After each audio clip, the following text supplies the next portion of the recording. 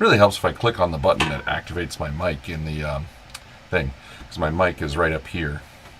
Funny enough, it's actually aimed away from me. It's like above me. My voice resonates in this area so well. I really need to adjust now. Oh, I have an extra light on behind me. I was like, why am I all weird? Let me bring my... There. Now I look less fat. Okay. So, last couple weeks have been kind of bonkers. We just did Crypticon this weekend, which was nice. We actually got some decent monetary donations, met some amazing people. We were almost not going to do Crypticon because they got back to us so late, but with that, it gave us more time to sit down with some of the staff there and possibly expand gaming beyond just us into doing board games with another organization and get a game store to come in and sell to the local people. So, love it when stuff like that happens. So, we're going to look at some of the stuff that came in this last week or so, and as I choke myself to death, let me grab some water. It's caffeinated water. There we go. So, let us look at this. What? So, My copy. So I sent around the library for a while. When we first started, I took my copy of the book that's in this because a lot of people don't know when this came out. Oh, geez, I forget when this released. So there were 3 versions. There was the standard version that you got like 3 discs. You had this red box version, and then there was a black box that looked just like this, but it was a Best Buy exclusive. Those were limited runs. Really, the only difference is the color of the box on this one and the black one. So if you get the base one, you just get the DVDs. But with this one, you get the animated series handbook. And when I first opened this, when I bought it originally, way back, I just thought it was really cool that they were putting out a handbook that looked like I thought it was the DVD book. And then I opened it up, and every one of these that I've ever opened, the center is loose. So, but the book from mine, so I own one of these, and I let the library use my book, and it's one of the few things that have disappeared from the library. So we recently acquired this. The DVD set here belongs to the library, and the animated handbook here with it still belongs to the library. Someday I will replace my copy, but so we've got Hank the Ranger with his energy bow, Eric the Cavalier, the Cowardly Cavalier, with his Griffin shield, Diana with her javelin staff, and then, they didn't have an acrobat class when the cartoon came out, and they had to add one into books later. I love that stuff. So, and her staff was pretty badass. I mean, imagine being able to walk around with a 10, 12-foot pole that, when you're not using it, is only 6 or 8 inches long. Presto the Magician, which is, he had a hat of many spells, and if you read through the rules, his hat makes a lot more sense. Sheila the Thief with her Cloak of Invisibility. My favorite were the cloak and the bow, because at the time when, for years, I played a lot of Rangers, and what Ranger in their right mind wouldn't want a cloak of invisibility and a bow with endless arrows? Badass. Let's see, Bobby the Barbarian and the Thunder Club. Let's see, Uni. So there's all the stats for your little unicorn. Then there's an adventure. And towards the back, you get stats for Venger, who is a CR21. And so, sorcerer spells known at sorcerer level 19. So, yeah. Knows a ton of stuff. Then he has spell-like abilities at level 18. Yeah, he's a pretty vicious dude. And then you had the Shadow Demon. But super awesome.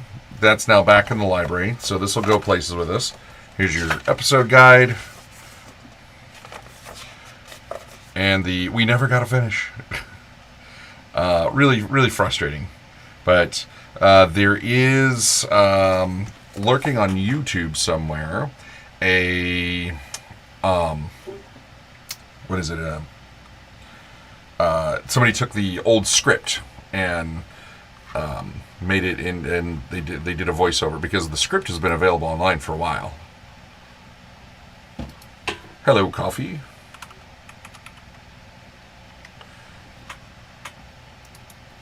Let's see, and this must have belonged to someone named Jay Barkley. And it's funny because this came because Paizo was doing Dragon Magazine at the time. Yes, yeah, D&D TV.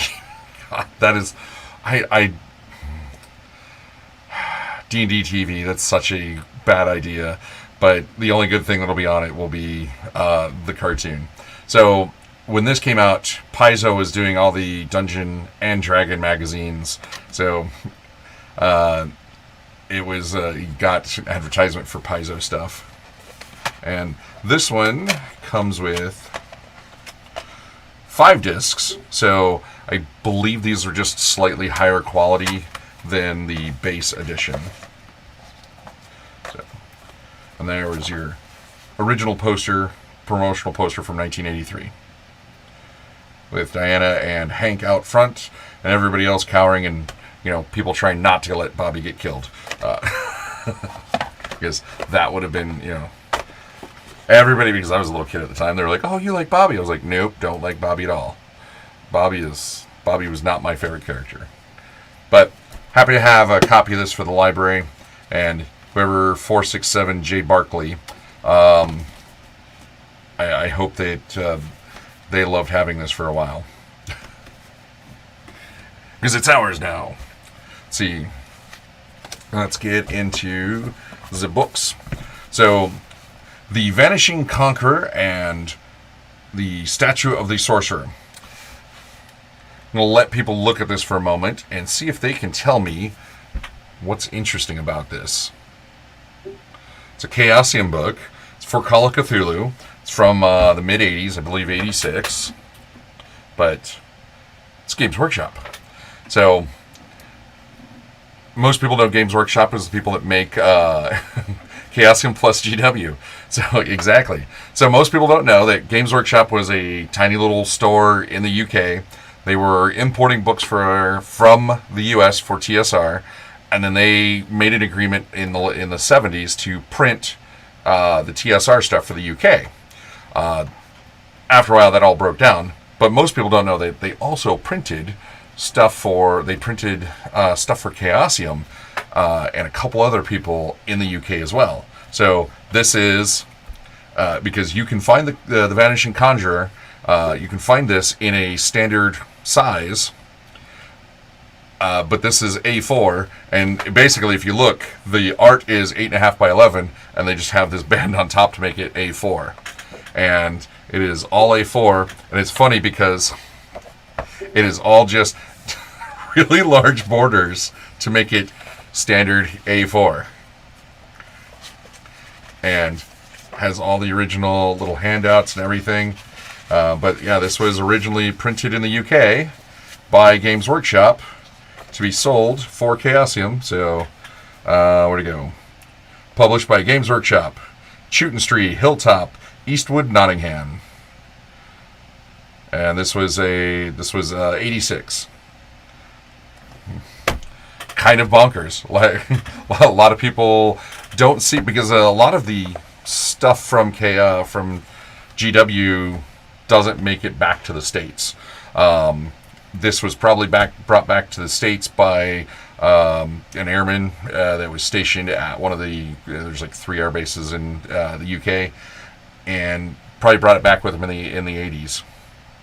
Or it could have been someone that bought it online. But really cool to have and show people that, hey, there's other ways that people brought, there was U.S. games being printed overseas other than just TSR. Then we got the Achtung Cthulhu. This is my favorite cover art of like any book ever. Just absolutely love this, because it's, you've got the shadow for the Cthulhu. You've got she's dressed up like a detective from the old noir shows, but she's got like the pixie hair that would have been kind of popular with like flappers and everything. Like they get so many like really cool little bits and pieces that I really dig with this cover. Just like the more you stare at it, the more like interesting thing. I mean, she even has an Achtung Cthulhu book on the desktop that's under her hand, and this is the investigator's guide, and need to get my hands on the other book. It was the basically Game Master's Guide, and I can't remember the name of it. But this is long out of print, because this actually uses, so it was done by Modiphius, and has Call of Cthulhu stuff in it, licensed by Chaosium, but it's based in the Savage Worlds system. And it is, I mean, really neat. We literally just got it in the mail. I got it I got it in my hands like an hour ago. So, super intrigued by this. Want to find the GM screen, the GM's book. It was funny because right after we got this sent to us, I saw the set for sale, and I was like, "Argh." It was so tempting because I would have liked to pick them up. And it never hurts to have an extra. I wonder if Spartan Games still has all these minis. Call them up and be like, hey. See all the stuff put out by Modiphius at the time. I didn't know Modiphius did dust. I'll have to dust off my dust stuff and check that out. Mutant Chronicles is awesome. Love the Weird Wars. Chaosium's Call of Cthulhu role-playing. Your friends will go mad. But, yes. Man, yeah, one of my... I was wanting to get my hands on this for a while because this is by far one of my favorite covers. The new Modiphius using their 2D20 Achtung Cthulhu is really good, and been bringing it to a lot of events. I want to get people playing it. And the last thing we actually got a lot of tchotchkes with this, but I ordered these for the library because I'm a big fan of the Monster Rangers. I love what they do. So the artist behind Monster Rangers is like Steam Crow is his brand. He and his wife have been doing fun art for ages. So they started Monster Rangers. They started making merit badges and all kinds of stuff for people to just, like you've got a Sasquatch sighting badge, stuff like that. It's fun and silly. And then they grew it into something where they have kerchiefs and people make merit badge sashes, and they use it as a way to encourage people to get out and go out into the wild. And different areas of the U.S. will have different Monster Ranger groups. There's a couple of them here in the Pacific Northwest, and they meet regularly, and they'll go camping, and they'll do fun stuff. So it's a way to get nerdy folk out and enjoy the outdoors, and they do it so well. It's so much fun. So a number of years ago, I was joking with them when we first started the library. I was like, you guys really need to do a role-playing game. And they worked with some people. They did this is based on Fate, and super duper fun.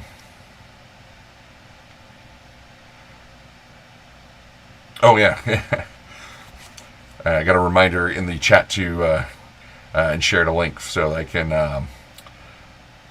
talk about our Gen Con events when they go on sale. So as soon as I'm done here, that'll be the first thing I talk about. So this is a occult pulp adventures in 1913. So you are hunting down cryptozoological stuff in 1913. It is so adorable and fun. This is the player's source book, and here's the warden's source book. So this is your GM's guide, and it is just so adorable and fun. It is just a blast. I leaf through these. I want to play them, and I want to get people playing them as well, because this is just super duper fun, and I want to support their base thing, which is the Monster Rangers. Getting people, we're really bad at getting outdoors, and we really need to start doing that again. So summer's here. Look up Monster Rangers. Look up the Monster Ranger role-playing game. See if you can, earn some merit badges. Go out and try to find a chupacabra. Because we all need a chupacabra in our life, right? I know I need 2 or 3. Okay, let me get that link that was just shared with me.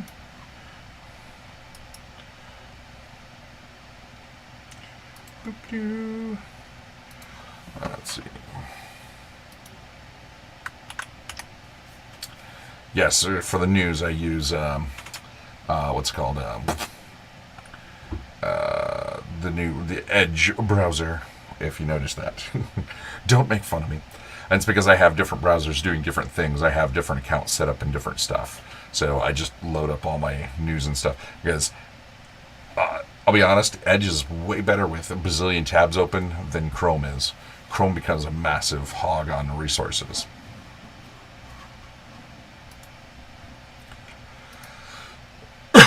Pardon me. Let's see.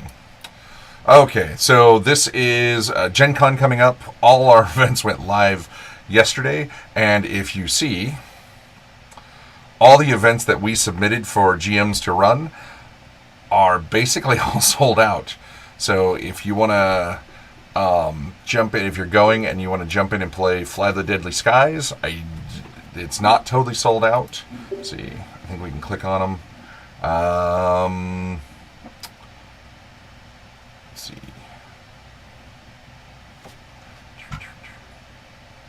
Well, it's funny. It listed all of us as. Oh yeah, I thought it would tell me how many people, but oh well. I do find it funny that it lists all of our staff that's going. These are all our board members that are going, and we'll be running all kinds of different stuff. So build a bot, fight a Trask, fast food fight. So doing some 5e D&D, some Paranoia XP. That's my favorite Paranoia. And all kinds of fun stuff. This weekend, we do have the Evergreen Tabletop Expo, and we have a bunch of GMs running stuff for that. So let's look up Evergreen Tabletop Expo. Hey, it's not like I've not clicked on that before, huh?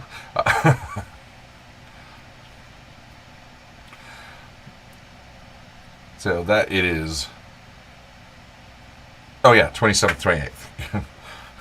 So 4 days, 14 hours, and 5 minutes left till the start of the show. Wow, God, that's bonkers.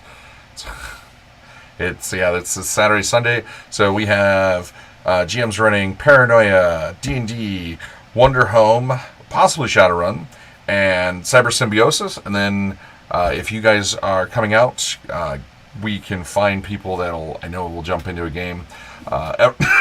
Evergreen Tabletop Expo is a little smaller, but it is really cool. And there's some people that are giving talks. Tommy. Hey, I know a bunch of these people. Been friend with Mark for ages. He does a lot of great fun art. Tommy used to work for Games Workshop and wrote a book and is working on spinning that book into more books and more media. And Jessica's been in the industry for ages. A lot of these other faces I know, but it sucks because I'm really bad at like putting things together. I swear we have a role-playing game from this guy. He looks so familiar.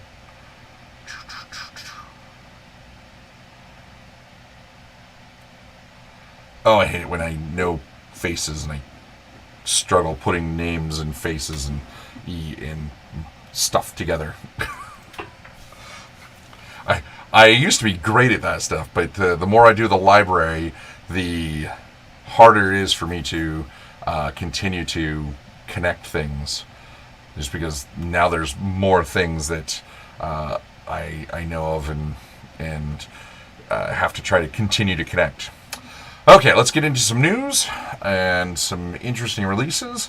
So, from Pinnacle Entertainment, new Savage Worlds and Fantasy Companion releases on Steam and Fantasy Grounds. So, they're releasing a bunch of stuff on Steam and Fantasy Grounds, which is awesome. So, the Mega Power, the Savage Rifts for Savage Worlds Mega Power list is a complete list compiling all the core Savage World powers and their modifiers, along with their Mega Power modifiers for Rifts, the Tomorrow Legion Player's Guide. That's a lot to say. So, you can go over to, let's see if it pulls up Steam. There you go. Whoa. On Steam, it's all the Fantasy Grounds. Wow, god dang. I did not realize Fantasy Grounds had all this in it. Holy Toledo. Wow. That was wasn't what I was ready for. I got to get a hold of the Fantasy Grounds people and be like, hey, can you help us out?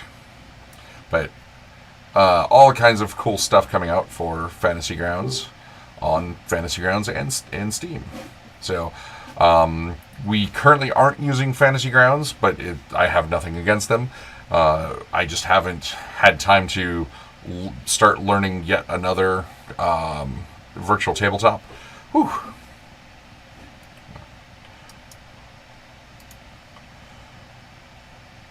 Sorry, my Discord is blowing up.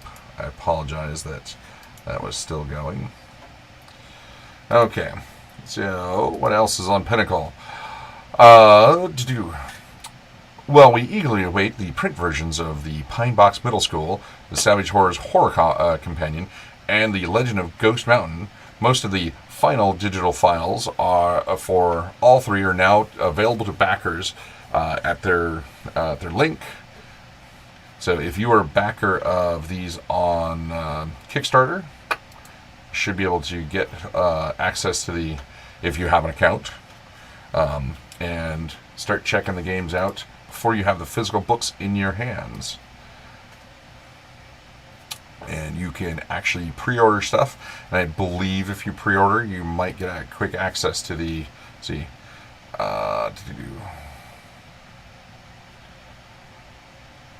So they may not give you early access if you just purchase them now.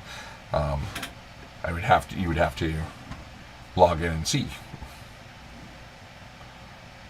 It says I have $200 of stuff sitting in my cart. Okay, I'm intrigued by this.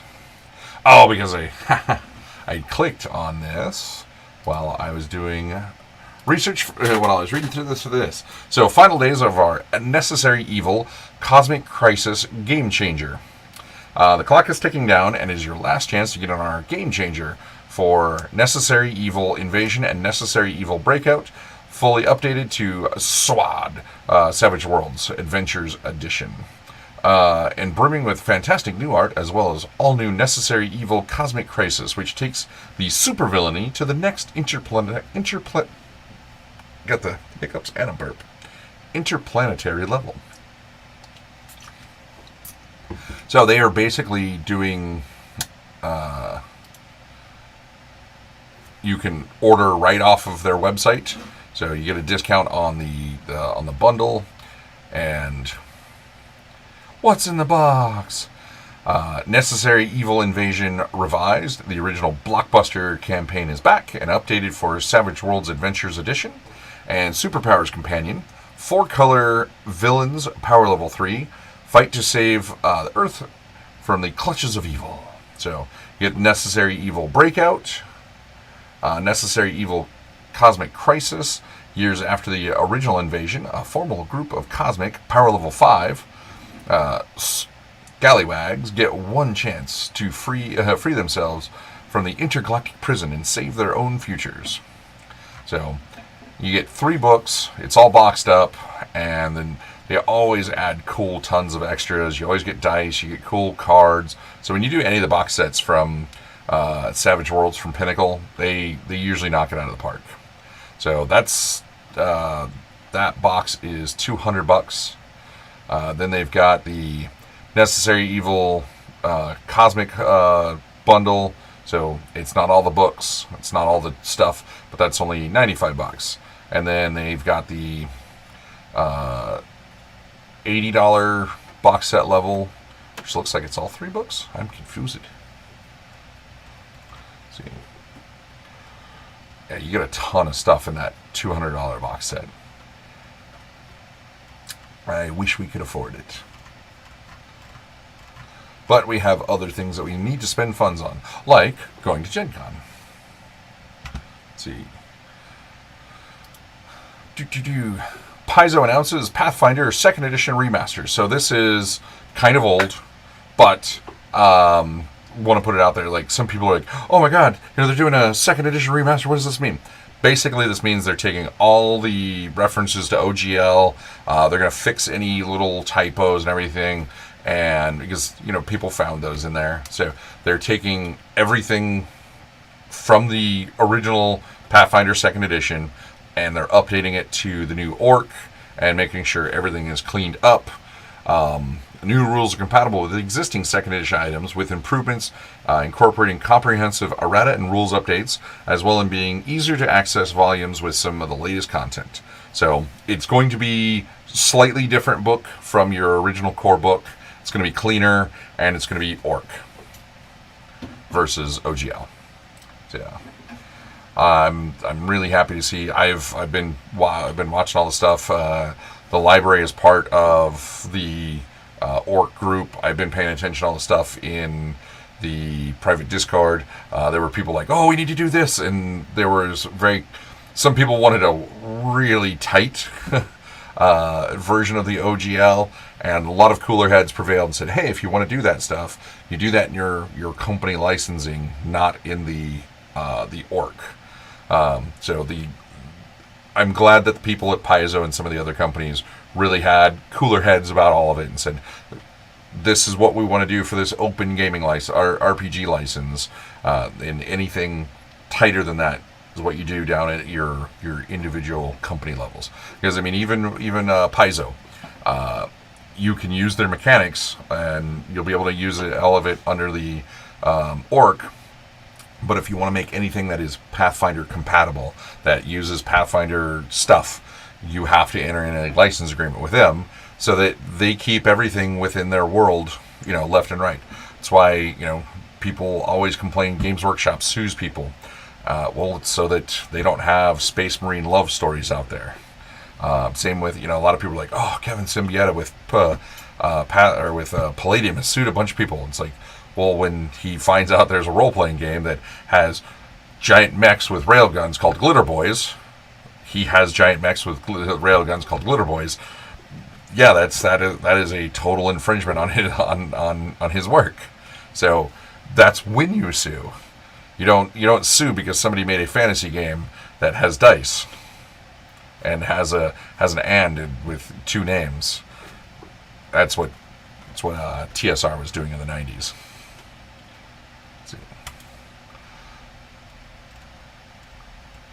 Dream Machines, what was this? Oh, new game coming out from Modiphius. Wow, it went to this. I swear I had a different page pulled up. So, Dreams and Machines. Dreams and Machine is a world cut off from Earth, a far-flung outpost of humanity where mechs and futuristic tech dominated society. The world is in ruins after a war with machines. Now, mechs lay dormant, but when they activate, these wakers bring destruction.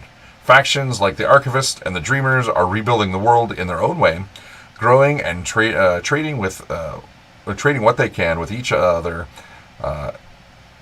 with each ever-ran communities.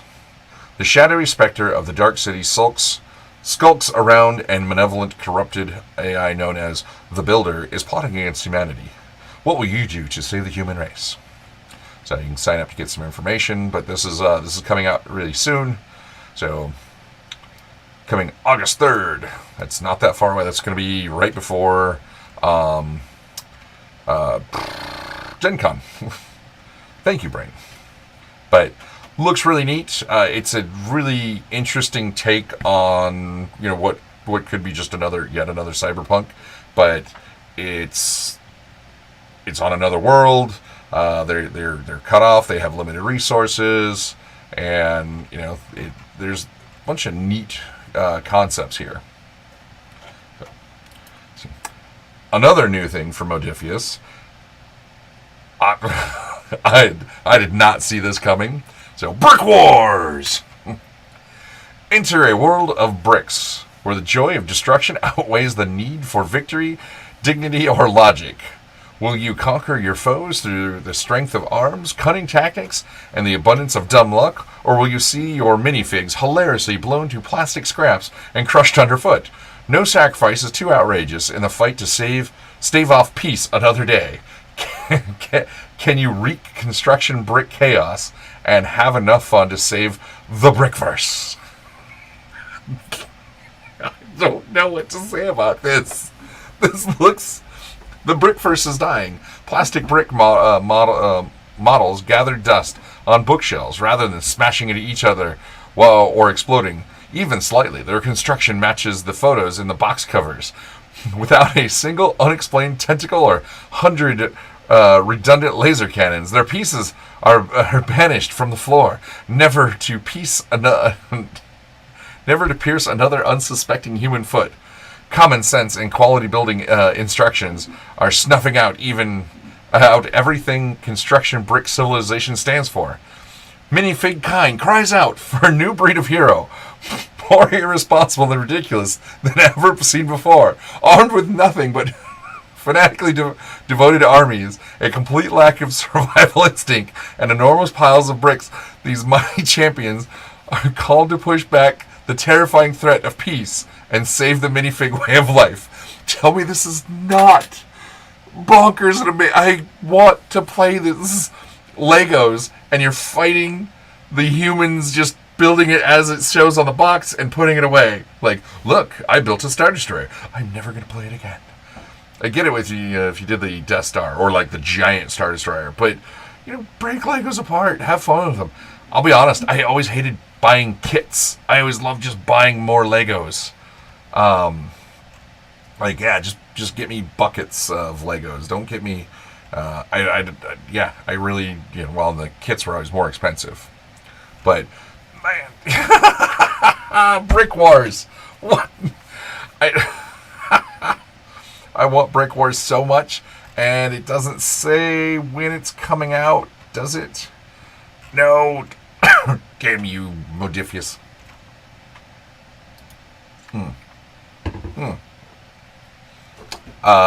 Free League, the Lord of the Rings role-playing game, is out now in 5e. So they have their Lord of the Rings in their own system, and they announced Lord of the Rings they have the One Ring, and it's the One Ring 2nd edition, because Cubicle 7, Clayorama, the Play-Doh battle game. I loved that. Loved that game. Yeah.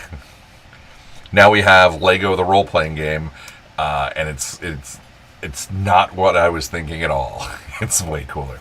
Okay, so Free League. Let's see. Cubicle 7 did the One Ring. License and everything got transferred over to Free League, and they did a One Ring 2nd edition. So there you have two versions of the One Ring, and they're semi-compatible.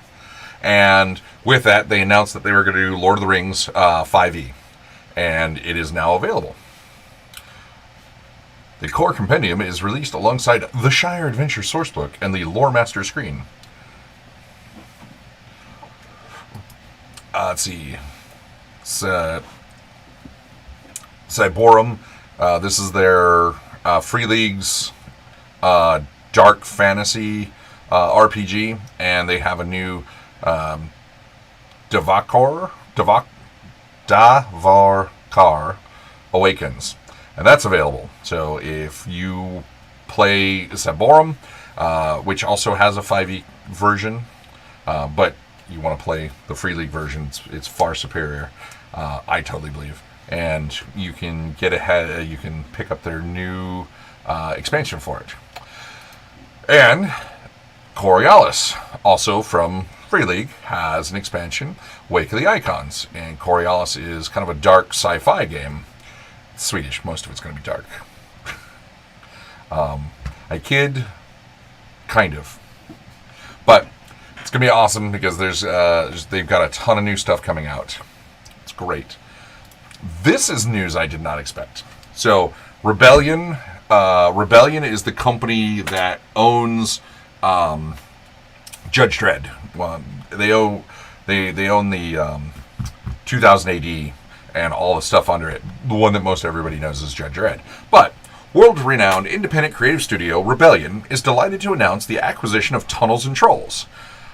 Super excited to hear that, because sadly the gentleman that was running Flying Buffalo, he passed 2 years ago now, I think it is, and there's been a lot of stuff up in the air. What's going to go on with Flying Buffalo? I know that recently a lot of legal stuff, estate stuff was settled.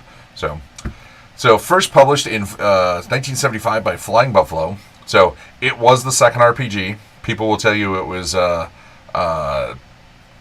Petal of Thrones or whatever it was, the book that was made into an RPG by TSR, but that was just a reskin D&D. So it was white box with another skin on top. This is the second RPG because it wasn't D&D underneath. So Tunnels and Trolls, first published in 1975 by Flying Buffalo as a mere player-friendly alternative to Dungeons & Dragons. Tunnels and Trolls introduced role-playing to a new audience through its streamlined mechanics and pioneering approach to solo role-playing. So, the second RPG ever had solo RPG content, and I love it. I always thought it was cool. They tried to do an app a few years ago, and it's super cool. So, now almost 50 years old. It's 48, it'll be 49 years old next year. After its original publication, the Rebellion Unplugged team is bringing Tunnels and Trolls into a new era. Tunnels and Trolls is an unrecognized trailblazer in the game industry, said Duncan Malloy, the head of Rebellion Unplugged. The team at Flying Buffalo responded to an entirely new medium by focusing on how role-playing could be more approachable and more accessible and more fun.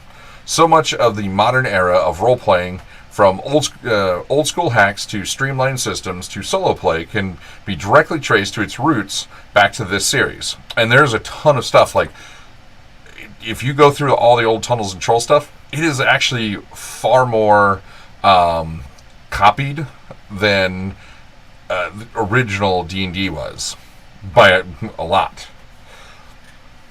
Because it was a much simpler system.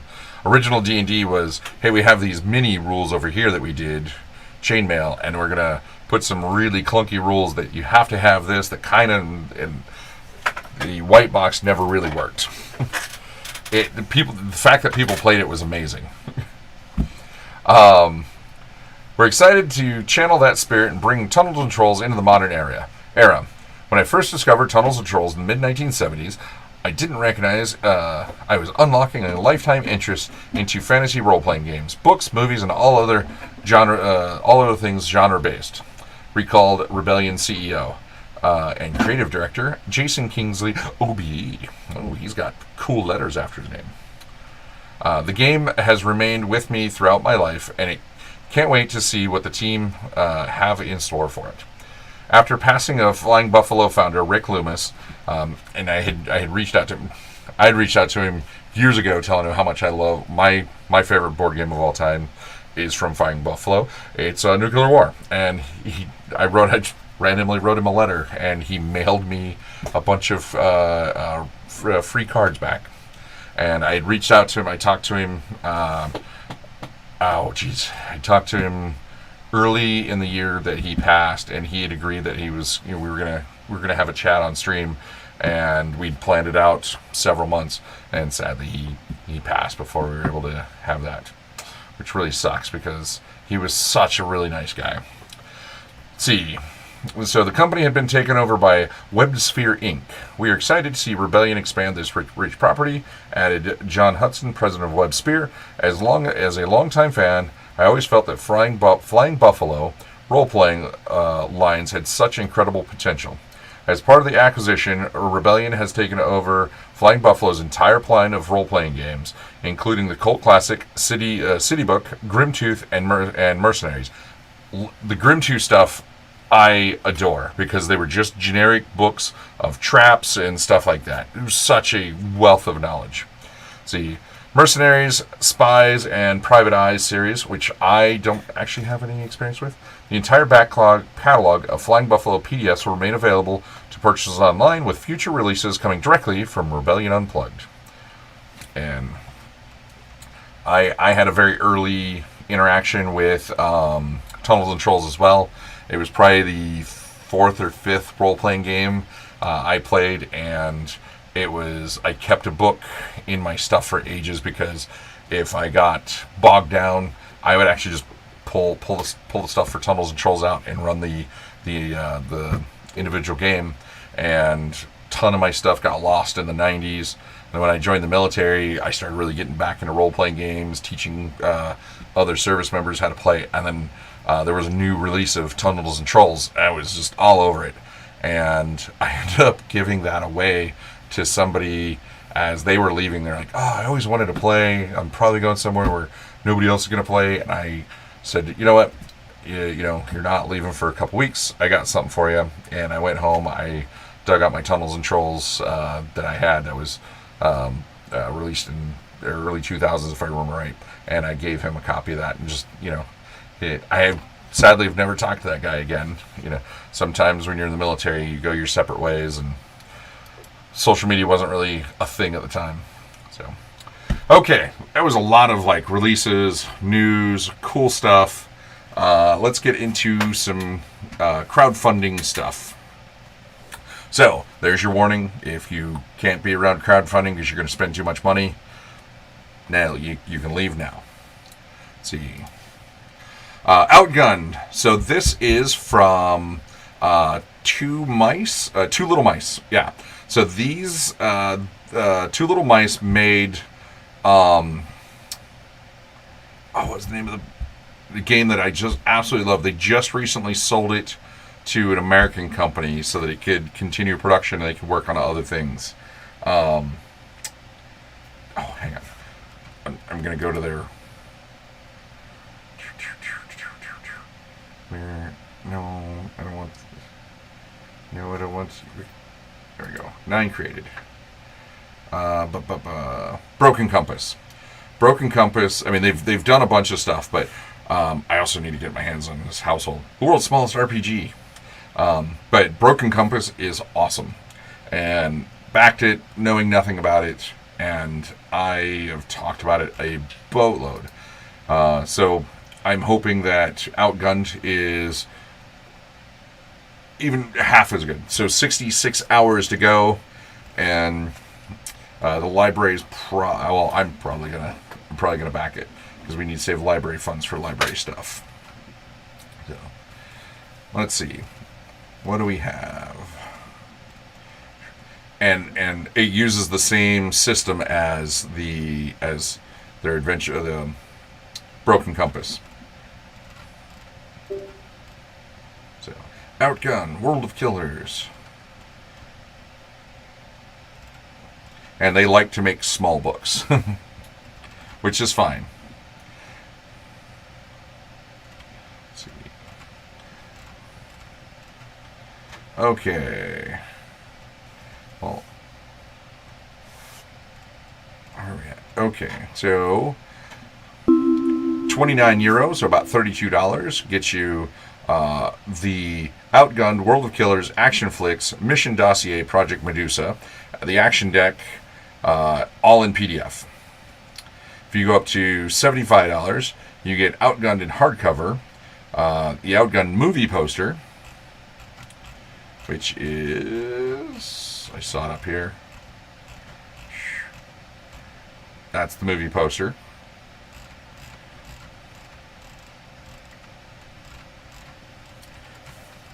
Whee!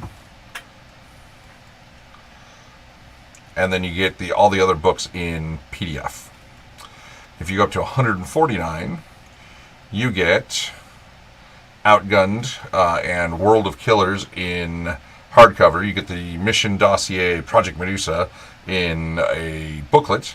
You get your action dice. You get the GM screen. You get the movie poster. You get the cards. And then you get World of Killers, Outgunned, and Action Flicks. And then you get you get the action deck in PDF. Oh, no, you get the action dice. Oh, action dice and action decks. And then you get it all in PDF as well. Then, if we go up to... this is a unlock. Let's see, they've got a retailer's pledge. Oh, and so they don't have. So they had a cool collector's edition kind of. I thought maybe it was just a standard. Yeah. So they got for the unlock. So it looks like everything that gets hardcover and PDF core book outgunned.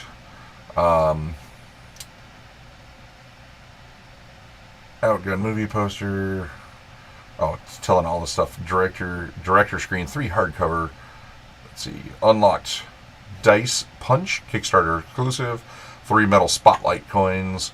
World of Killers roll cards. 24 adrenaline mini cards. 1 metal bullet die. There's it. I like those. Those are funny. Oh, hey, thanks you for the subscription there. 26 months. Currently on a 11-month streak. So how you doing there, to Pulsar? So I really liked the core system they used on the Broken Compass, and like I said, they sold Broken Compass off to another company. I can't remember who they said I don't remember who they sold it to.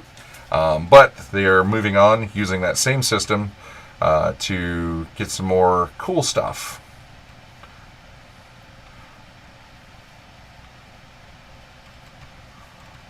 And I'm killing aliens. Take on lethal aliens in this horror sci-fi action flick. So I think this is going to be neat because, they get an Alchemy VTT unlocked. Cool. Okay. Let's move on. What's next? I saw this. I hadn't looked at this yet, so we're going to go through. What we have here. So, Go RPG, the deck that all true RPGers, D&Ders, and Pathfinders will love to own. Join on Discord. So, let's see. Go RPG is designed to give you that D&D or Pathfinder vibe, even when you're forced to play Go Fish with your 5-year-old. Oh my god, it's... Oh. So this was listed under tabletop RPGs. I've been talking to some Italian people too much, and I'm starting to do the So... Oh, jeez. For any standard to choose from. Hero, monster... There. Give me the background. This all started because I wanted to play some games with my 5-year-old son. He's a little too young for anything. It is a cool themed way to do Go Fish with RPG style cards. Oh, they got me. Oh, they got me. Yeah. It's adorable. So they have a cute little card game that you can play with people, and they got me.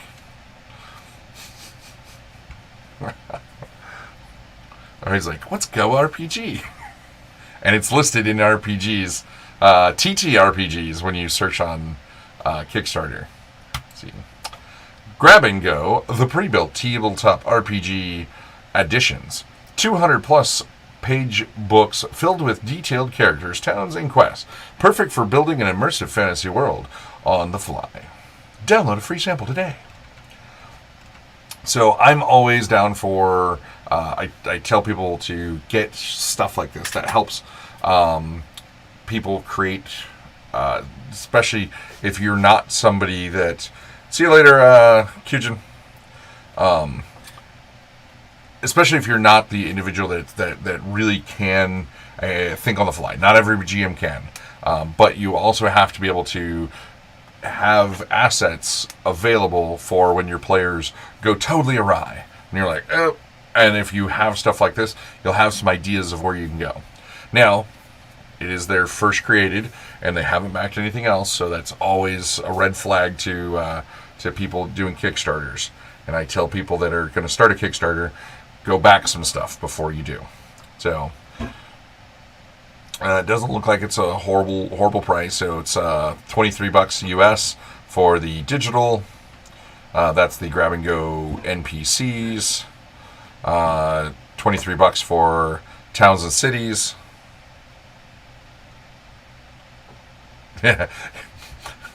looks over. I like that. Looks over a collection of Kobold guides. Yeah, so there's some good companies out there that put a lot of great stuff out, and they're awesome to have on hand. So $38 gets you both of them in PDF form. And it's only in digital form, so and that's fine. I personally, because of the library, want everything in physical, but it looks like it's they don't have a lot of examples, but they do have a free download for samples, so that's pretty nice. And they weren't looking for much, so basically they're saying, hey, we're done. We're just selling it out to through Kickstarter, which is perfectly feasible.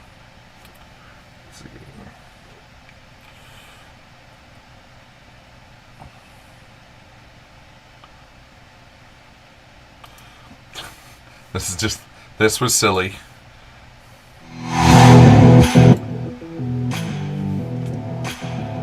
I don't typically share, a ton of this stuff, but somebody's machining dice spinners. It is very nice looking.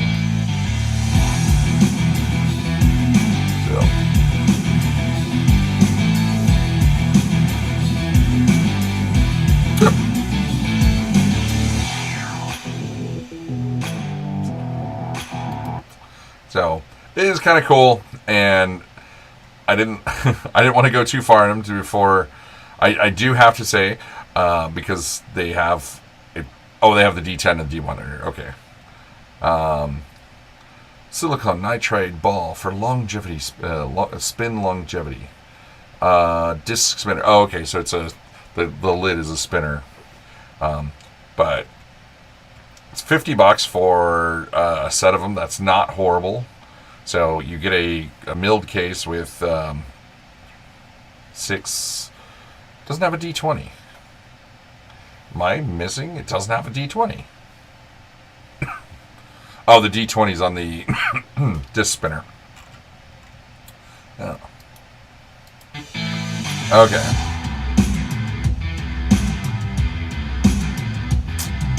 Okay. I see what they were doing. Pause this. It is pretty neat. I kind of dig it. So, early bird 1 unit is $49. Or aluminum edition, brass edition's $59. Collector's edition, 1 aluminum plus 1 brass is $99. So you can get the aluminum edition. There you go. There's the regular aluminum edition. So if you get the early, you get it $49, $6 more if you don't get it early. The 1 unit of dice cubes brass. So these must be aluminum with a brass coloring on them.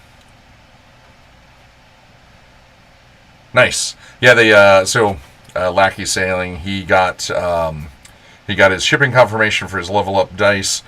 So we got an email. So the first month of the first bit of sales for the dice pucks were completed. They're gonna transfer. We didn't make a whole lot, but it's a few bucks, and that will help. And people that order them, and with the dice pucks. So we got 2 dice pucks. We got the prototype dice pucks, basically.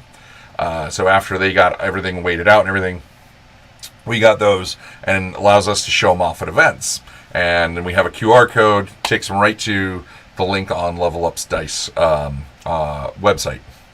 So I had those setting in an area, and then I had all of our other stuff. So like stickers at $5, and magnets, and small dice bags at 10. Well, during the day, people kept touching stuff, and things kept moving closer to where the dice were. And I went to go talk to some individuals about doing something for library members, and the person helping me out, I come back and they go, "Oh, I sold a dice puck," and I was like, "No, those aren't for sale." And he goes, "Well, they were right next to the $5 stuff," so I was like, "Ah!" I was like, I almost had a heart attack because he sold one of the dice pucks for $5. Oh my god. I cannot, because they're $50 on the website, and I paid for all I they didn't charge me much for the prototyping, but I pay. Whew.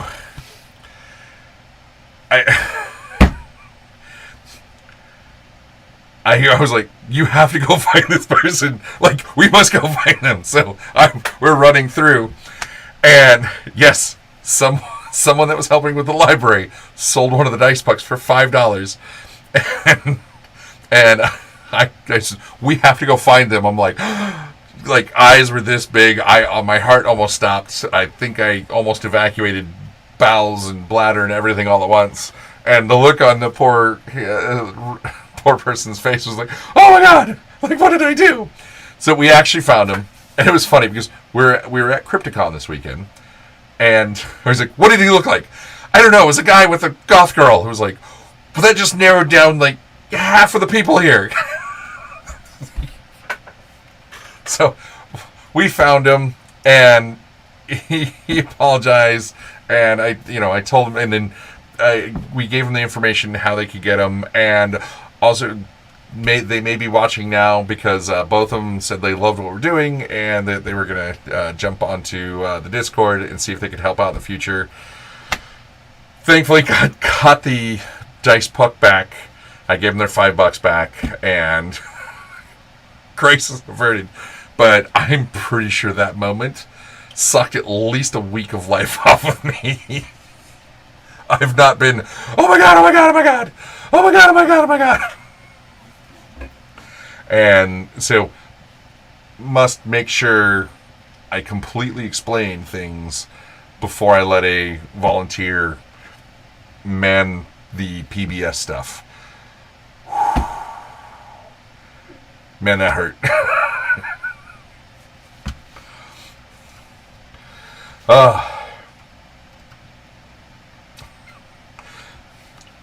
So, Lackey, it was sold, but it did come back.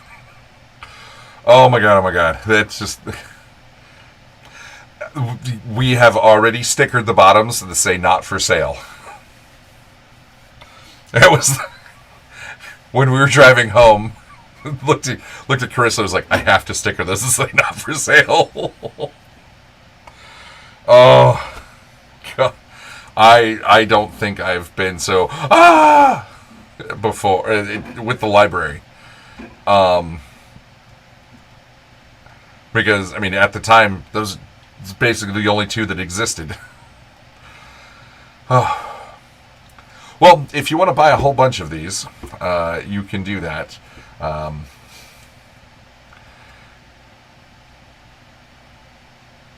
Oh, that's cool. We could get the library name on a set of these.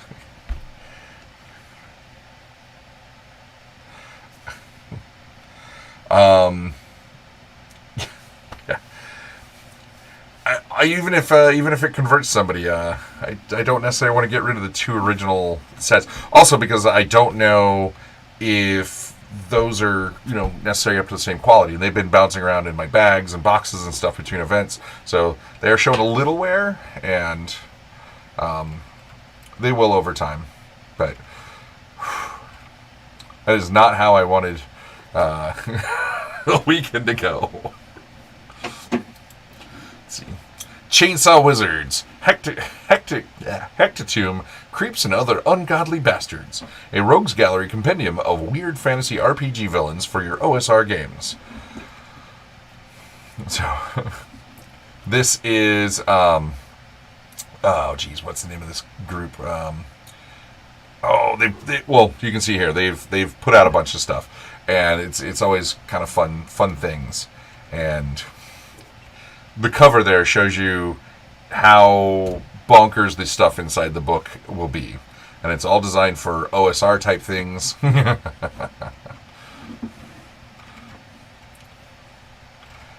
They put out some really interesting, memorable stuff, Hellraiser style or Spawn style. So let's see, $20 gets you the PDF version. $35 gets you physical, hardback, and the PDF. $105 gets you 6 of the physicals. Looks like they're straight out of the Flame Princess and DCC. Yes, this is very Dungeon Crawl Classic-esque look, or Lamentations of the Flame Princess. Lamentations of the Flame Princess probably be nicer art, but this is... I love these. Love it when people make fun of the old ads. So, I think they're doing well. Let's see. Hang on. Let's see. They were only looking for $1,000, and they are well past that. So, awesome. And then, let's see. Tomb and Dundle Chief in the Dundle Chief, a AD&D adventure for 5e, First Edition, and Castles and Crusaders. So, it's an adventure for 3rd through 4th level. And it is the second created for Eric Garland and Heidi Gygax. If you remember a few months ago, we talked about so they'll be doing a bunch of their Gaxland stuff because when they got married, they did a module for their marriage, which I thought was super cool. And they named their company Gaxland, which is a combination of Garland and Gygax, which is really cute. And talking to somebody that got the PDF of their previous one, they said it was actually really nice. So if you want to keep supporting them, go for it. So $15 gets you a PDF of it. Let's see, $20 or $39. A noble person. Receive the physical and PDF copies. And then it qualifies you for all the physical and digital stretches. $54, signed and numbered version. $59 gets you, let's see, physical and PDF, Adventures Journal. Let's see, signed module and adventures limited to the first 100 backers at this level. Signed and numbered book plate. Okay, I'm confused. They've got signed and numbered and signed. Okay. Then they've got the $70, the Kingdom Curator. Double your fun. Receive 2 copies of it and 2 of each of the stretch goals. $100, physical and PDF copies. A link to the PDF, our PDF fillable character sheet. This level, and then all the other fun stuff. Oh, and then you get to name a monster, and Heidi and Eric will create it, stat it out for 5e, First Edition, and Castles and Crusaders, and be included into the campaign. That's actually super cool. I like that. Merchant bundle, and seat at our gaming table. A lot of people do that one. Oh, this one I didn't click on this. This one. 9 days to go. They're killing it. Knave 2nd Edition. So Questing Beast Toolkit for creating and running sandbox campaigns. So Questing Beast, YouTuber, and the Knave 2nd Edition. So it's $35 for the standard game, $50 to get the premium edition cover. And they are killing it because he's at $500,000. He has almost 9,000 backers. That's awesome.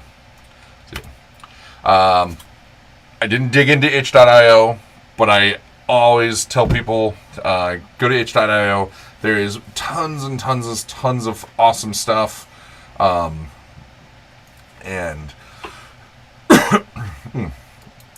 and you can just find stuff for days. A lot of them are little games. You'll find some cool add-ons for games. Mouse Ritter. Oh, I need to get a physical copy of this. God, I want a physical copy of this so bad. So, and you can get a digital copy here.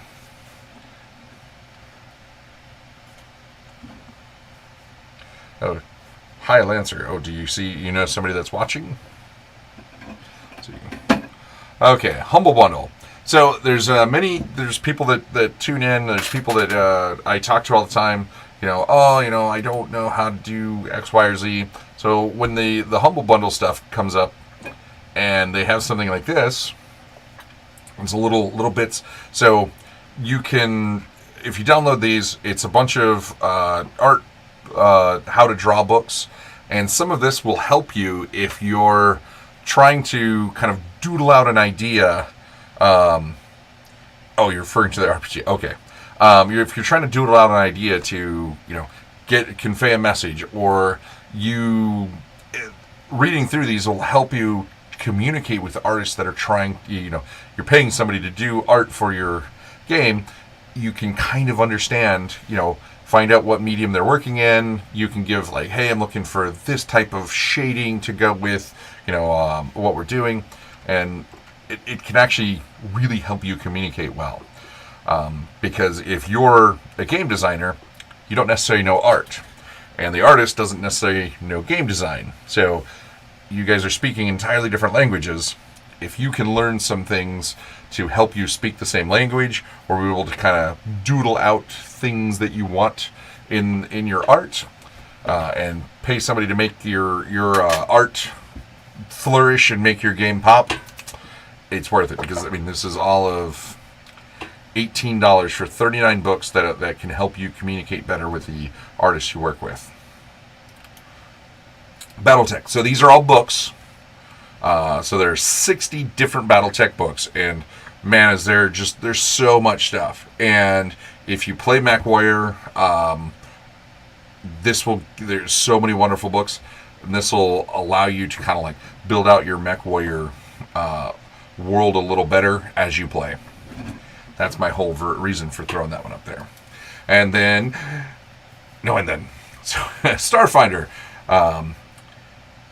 This one is $45 for 29 items, but you get 2 physical items. You get the Starfinder Alien Archive 2 hardcover and the Starfinder Critical Hit deck. Plus, you get the Alien Archive 3.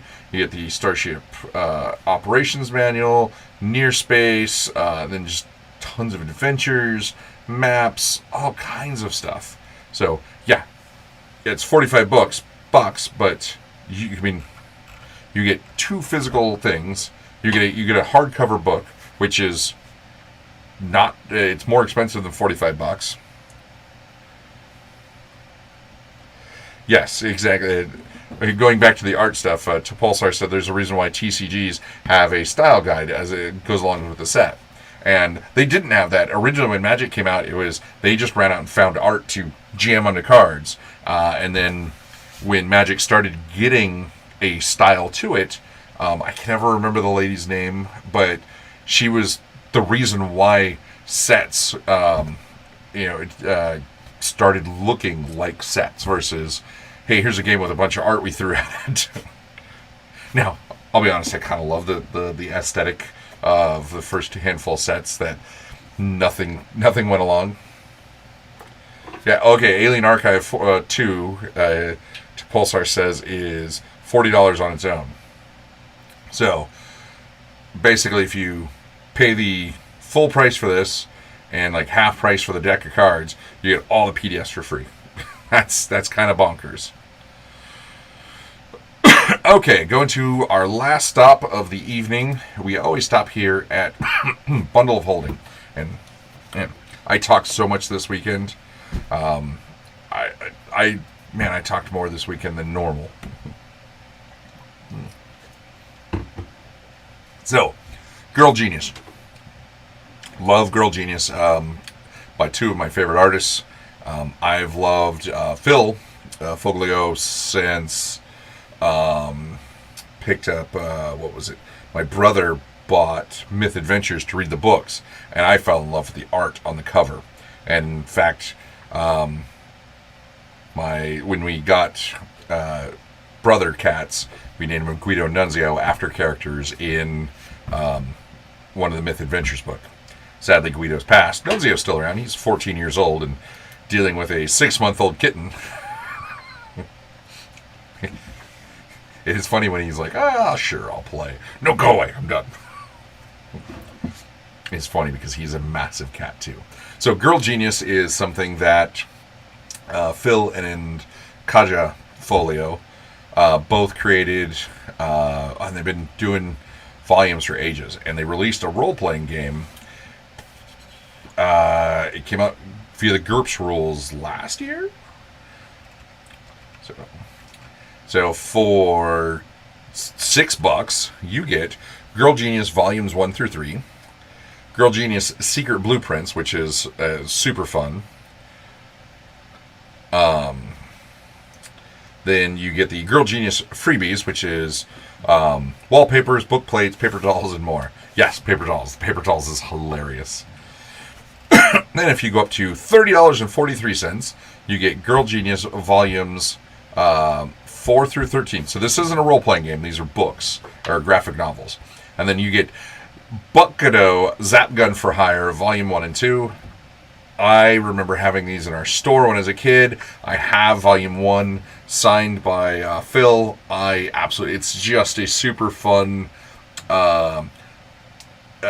Buckado is the rather large gentleman there on the cover, and he's like a bounty hunter.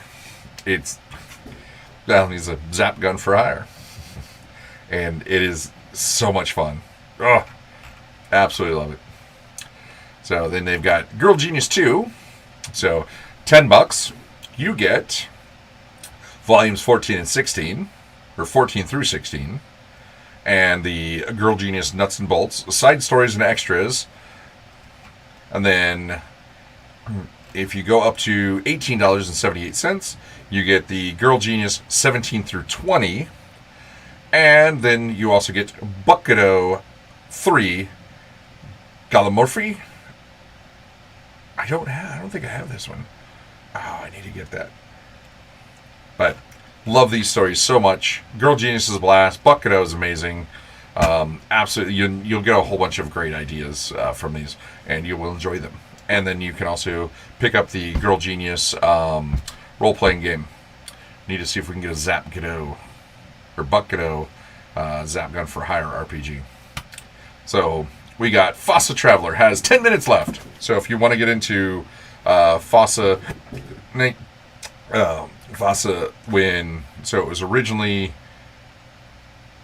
GDW, Game Developers Workshop, and then Fossa picked it up, and then Fossa died, and Mongoose picked it up. So for $10, you get King Richard, the ISCV King Richard and Action Board, 5 Fossa Traveler Adventures, and the Starport Hotel Complex.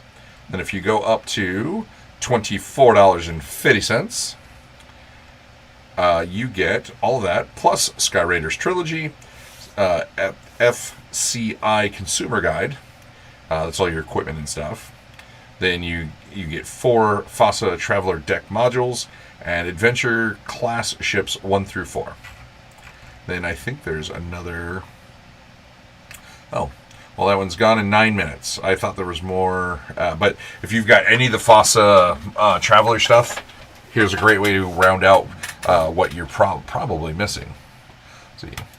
Iron Kingdoms Requiem. So, $15. You get Iron Kingdoms Requiem Core Rulebook, the industrial fantasy world in an aftermath of invasion. Requiem campaign setting. The IK Monsternomicon, so in Iron Kingdoms. This is for... all these are 5e based. I like they kept the... So if you... Oh, well, that didn't help. So if you... Their 5e logo is in a gear. Goes with the mechanical stuff in their world. And then you got the Iron Kingdoms GM's Toolkit and Legend of Witchfire and Echo in the Darkness. Then, if you go up to $30.81, you get all that, plus you get Borderlands and Beyond, the Borderlands Survival Guide, and 3 Borderlands Adventures. So you get a ton of stuff, really. And the Iron Kingdoms world is super duper fun and absolutely worth playing in. It is a really, really cool world.